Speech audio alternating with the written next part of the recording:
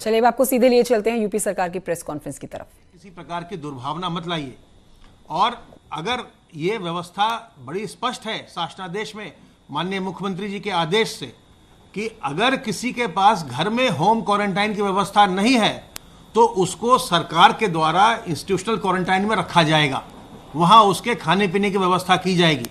अगर किसी के घर में व्यवस्था नहीं है तो उसके साथ कोई जोर जबरदस्ती नहीं होनी चाहिए कि गांव के लोग उसे कहीं बाहर रख दें या वैसा करें, वैसा नहीं होना चाहिए। अगर वो बाहर हैं तो उनकी व्यवस्था किसी स्कूल में या गांव के ही पंचायत घर में बहुत ढंग से होनी चाहिए।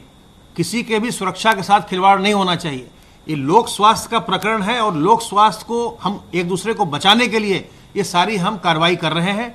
और मेरा आप सबों से अनुरोध होगा कि इससे घबराए नहीं। बीमारी से, इस बीमारी से 95% लोग बिना किसी प्रयास के स्वयं ठीक हो जाते हैं। केवल 5% में समस्या देखने में आ रही है, जिसके इलाज के लिए सरकार के द्वारा पूरी व्यवस्था है। तो बिना घबराए हुए और साबुन पानी से हाथ धो करके, मास्क, दुपट्टा, रुमाल, गमछे से मुंह को ढक के, मुंह नाक को ढक के और 2 गज की दूरी मेंटेन करके इस बीमारी से अपना भी बचाव करिए, दूसरों का बचाव करिए। खास करके गर्भवती महिलाएं, बुजुर्गों, बीमार लोग जो हैं, कमजोर लोग और छोटे बच्चों, इन सबों से दूर रहिए। अगर आप ऐसा करेंगे तो हम सब लोग मिलकर के प्रदेश में इस संक्रमण को नियंत्रित करने में सफल होंगे। अब मैं अनुरोध करूंगा अपर मुख्य सचिव गृह से कि वो बाकी की सब बातें बताएंगे।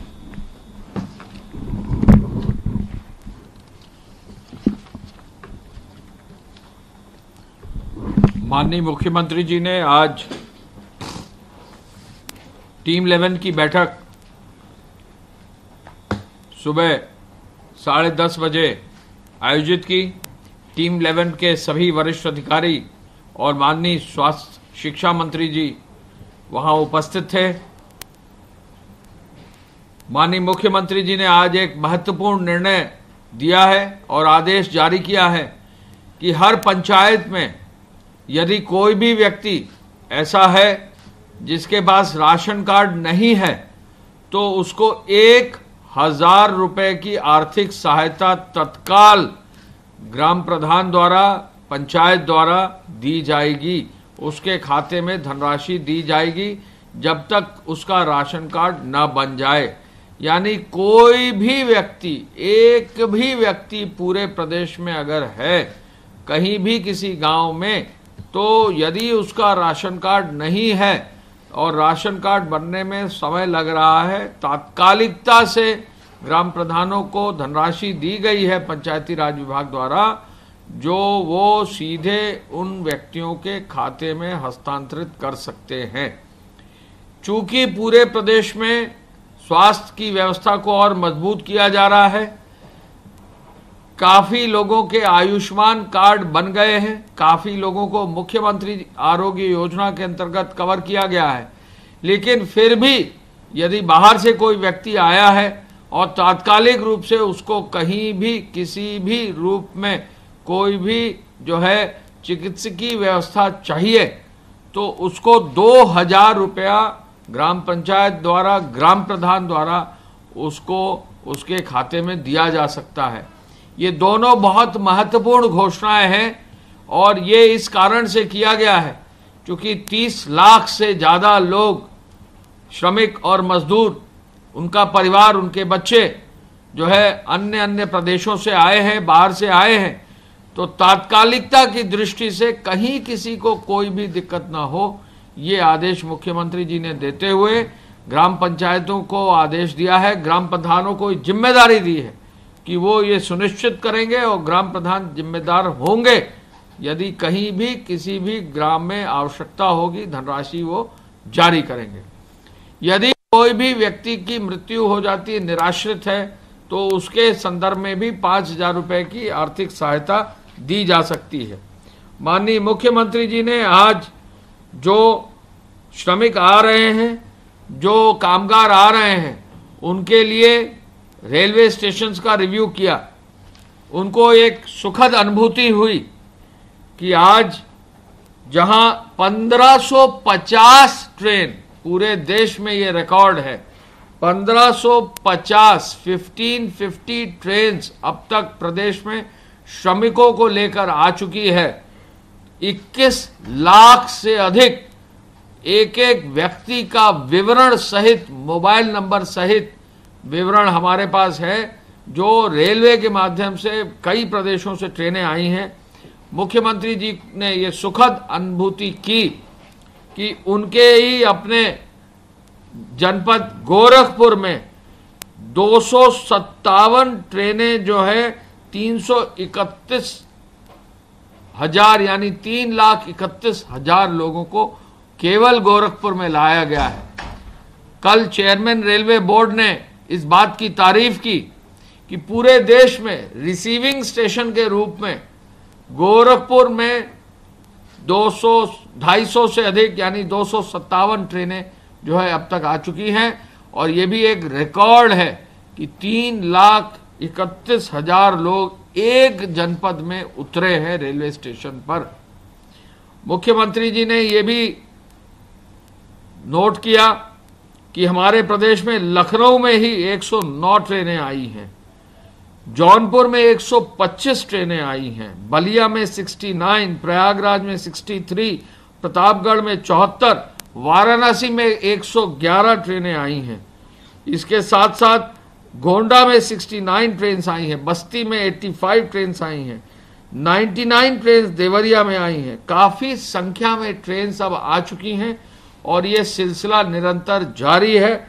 आज 28 ट्रेनें हमारे प्रदेश में आ रही हैं और अब कुल मिलाकर 1606 ट्रेनों के लिए अनुमति दी गई है, जो लगभग 22 लाख लोग इस चरण में रेलवे से आए हैं। रेलवे से आने वाले लोगों के साथ साथ जो अभी बसों से आए हैं वो आंकड़ा अब जो है 8,000 बसों से लगभग 2.25 लाख लोग बस से केवल आ चुके हैं। हरियाणा, राजस्थान, मध्य प्रदेश और उत्तराखंड यानी हमारे समीपवर्ती जनपद प्रदेशों से लोग बसों से निरंतर उनका सिलसिला आने का जारी है। झांसी में अभी भी डेली 2 ट्रेन जो है हमारे प्रदेश के लोग और कुछ बिहार के लोग ट्रेनों के माध्यम से झांसी से पूर्वांचल तक भेजे जा रहे हैं। जो आंकड़ा अभी तक है, सबसे अधिक ट्रेन गुजरात से आई हैं 520, महाराष्ट्र से 398, पंजाब से 233, 53 ट्रेनें कर्नाटक, तेलंगाना 23, केरल 11, आंध्र प्रदेश 11, तमिलनाडु 35, मध्य प्रदेश 2, राजस्थान 36, गोवा 19, दिल्ली 21 और इसके साथ साथ हिमाचल, असम, उत्तराखंड और जम्मू कश्मीर से भी हमारे प्रदेश में ट्रेन आई हैं।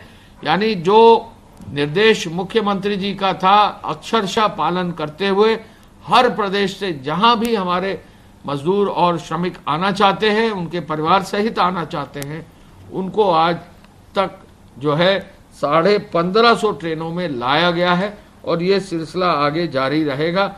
1606 ट्रेनों का अब तक अरेंजमेंट हो चुका है, जिनमें से 1550 आ चुकी हैं।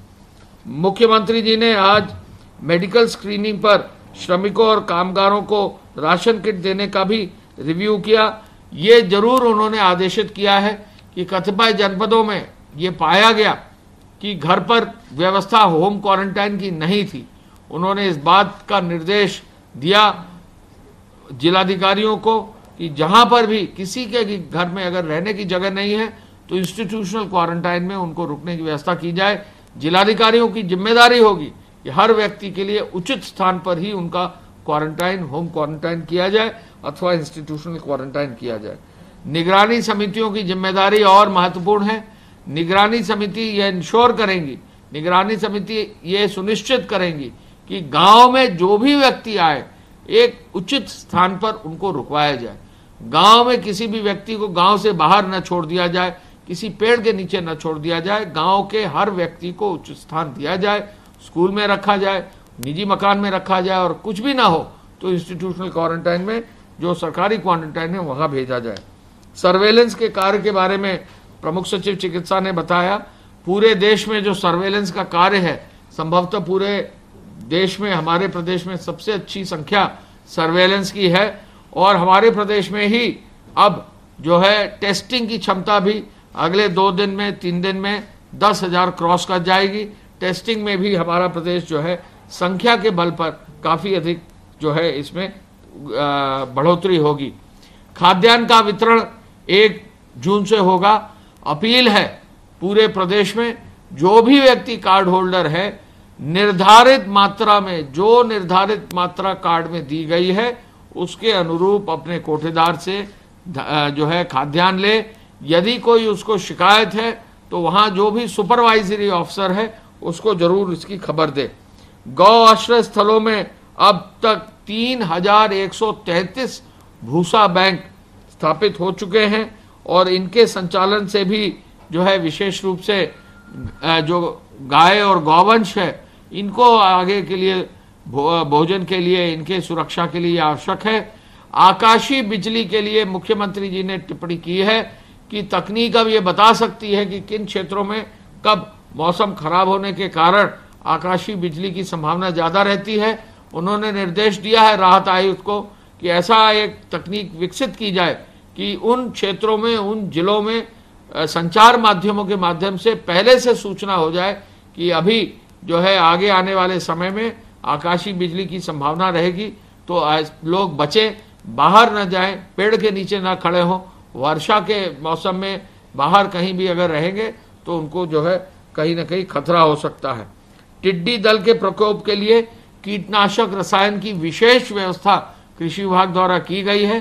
हमारे प्रदेश में जो है व्यापक रूप से टिड्डी दल को समाप्त करने के लिए कृषि विभाग ने कीटनाशक यानी दवा के छिड़काव के लिए जो है पेस्टिसाइड्स की व्यवस्था कर रखी है। कहीं भी बॉर्डर पर, कहीं भी जहां भी देखे गए हैं, इन दलों को जो है पेस्टिसाइड छिड़क के और बाकी अन्य कार्रवाई सुनिश्चित करके इनको दूर किया जा सका है। बरसात के मौसम में तालाबों की खुदाई बरसात से पहले करने का भी निर्देश मुख्यमंत्री जी ने दिया है। तालाब की खुदाई करने से एक और मनरेगा के कार्य आगे बढ़ेंगे, दूसरे ओर तालाब के माध्यम से, खुदने के माध्यम से जलाशय जब क्रिएट होंगे तो वाटर लेवल को भी बढ़ाने में इसमें सहयोग मिलेगा। तालाबों से जल संचयन की क्षमता बढ़ेगी और वहीं मनरेगा में रोजगार मिलते हुए लोगों को इसका आर्थिक लाभ मिलेगा। कुम्हारों को निःशुल्क मिट्टी देने का भी निर्देश उन्होंने दिया है। उन्होंने वृक्षारोपण अभियान और जो अभी गड्ढे खुदने हैं इस कार्य को भी और तेजी से शुरू करने का जो है आदेश दिया है। मैं इतना जरूर बताना चाहूँगा कि जो भी हमारे श्रमिक और कामगार हैं इनके लिए विशेष योजनाएं हैं। पुनः इस बात पर बल दिया जा रहा है कि यदि कोई भी व्यक्ति गांव में है और उसके पास राशन कार्ड नहीं है तो 1000 रुपए की आर्थिक सहायता तत्काल अब उसको मिल सकती है। 2000 की आर्थिक सहायता किसी भी परिवार के सदस्य के स्वास्थ्य लाभ के लिए मिल सकता है और किन्हीं अनहोनी में यदि किसी की मृत्यु हो जाती है तो 5000 रुपए तक की अंतिम संस्कार के लिए धनराशि जो है वहां दी जा सकती है। मैं पुनः इस बात पर बल देना चाहूँगा कि आगे आने वाले समय में जहां एक और श्रमिक और कामगारों के लिए 30 लाख रोज जो है उनकी संख्या जहां हो गई है, उनका स्किलिंग का कार्य अब तेजी से चल रहा है और इस कार्य को भी आगे बढ़ाने के लिए हर संभव प्रयास किए जा रहे हैं। धन्यवाद। जय हिंद।